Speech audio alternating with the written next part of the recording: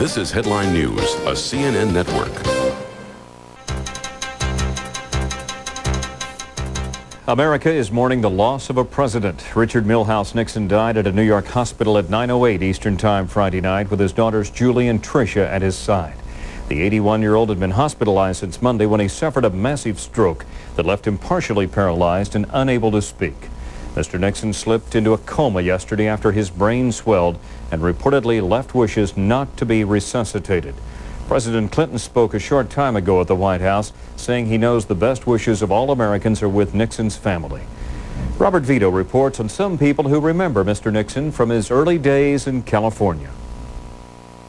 Richard Milhouse Nixon graduated from Whittier College near Los Angeles in 1934.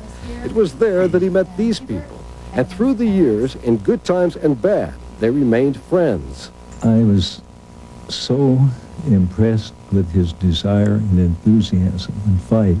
He wasn't anyone that made small talk. You talked about the subject and that was it, and he was on his way. Clint Harris played college football with Nixon. The girl that I dated and Dick Nixon and the girl that he was dating went on a snow trip, wasn't it, Dolores? Yeah, I think so. And as we have both said, we wouldn't have made him ride in the rumble seat if we'd have known he was going to be president. They call Nixon a regular, all-around guy who in college studied harder and worked harder than anyone else. They say he never gave up on anything, even football, when it was clear he was better suited for other things. He would get in maybe for the last 2 or 3 minutes of a game, and when Nixon went in, everybody in the stands just hooped and hollered. Great, he got in. He didn't get in enough to make a letter, but he was always there rooting for everybody. It was Hubert Perry's father who first urged Mr. Nixon to run for Congress and begin his political career. I think he saw in him the same things that we all saw in him, and there was greatness in this young man. And what about Watergate? They all feel Nixon got a raw deal. He had no friends in the political arena at that time, including members of the White House staff who really weren't as loyal to him as they should have been. And so I felt he was had, and I felt bitter about the whole thing. And how do they think history will treat the 37th president of the United States? I'm sure they'll never forget Watergate, but I think they'll also consider him probably one of the greatest international statesmen that we've had this century. I think many, many people have depended on his expertise, and it's going to be missed. Robert Vito's CNN, Whittier, California. More news after a short break, so stay with us. I'm Bob Lozier. A whole day's news every half hour. This is Headline News. He was a student of international affairs. He enjoyed traveling. He was at ease with foreign leaders. Strangely enough, sometimes more at ease with them than with some of the homegrown political figures. He knew a lot. He defined his objectives very often in a solitary manner or with a very few advisors, and then he moved towards them. As president, I frequently sought his advice on international matters and knew I could always count on him for wise and thoughtful insights.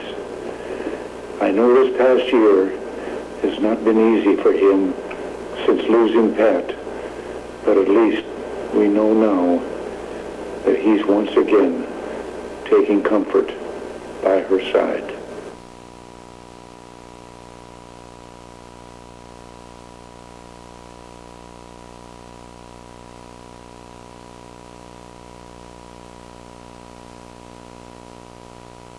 This is Headline News, a CNN network. Mourners from around the world pay final tribute to former President Richard Nixon. The controversy over anti-abortion protests heads to the U.S. Supreme Court. And later, a South African farmer sows the seeds of change.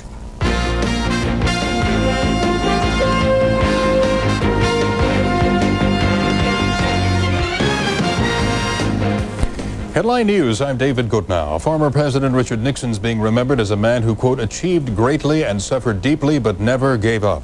America's 37th president was buried Wednesday at his presidential library in Yorba Linda, California. The ceremony was carried out with full military honors, including a flyover by Air Force jets and a 21-gun salute. The 81-year-old Mr. Nixon died Friday after complications from a stroke. More than 2,000 mourners, including his 5 successors, gathered to offer a final tribute. Linda Joyce joins us live from Yorba Linda with more. Linda? David, President Clinton during the funeral asked mourners to look beyond the scandal of Watergate that drove Mr. Nixon from office and judge the former president on his entire life instead. The guns sounded as Richard M. Nixon came home to his final resting place. On the library grounds that hold the farmhouse he was born in 81 years ago, the 37th President of the United States was laid to rest. The service included eulogies from California Governor Pete Wilson, who thanked his mentor for encouraging him to get into politics. Former Secretary of State Henry Kissinger paid tribute to his boss for his vision, intellect, and drive. Richard Nixon would be so proud that President Clinton and all living former presidents of the United States are here, symbolizing that his long and sometimes bitter journey had concluded in reconciliation. Senate Minority Leader Bob Dole said the American people love a fighter, and in Richard Nixon they found a valiant one. He grew emotional when he talked about his friend. May God bless Richard Nixon, and may God bless the United States. The highest political power turned out for today's funeral to say farewell to a man who spent most of his life in public service.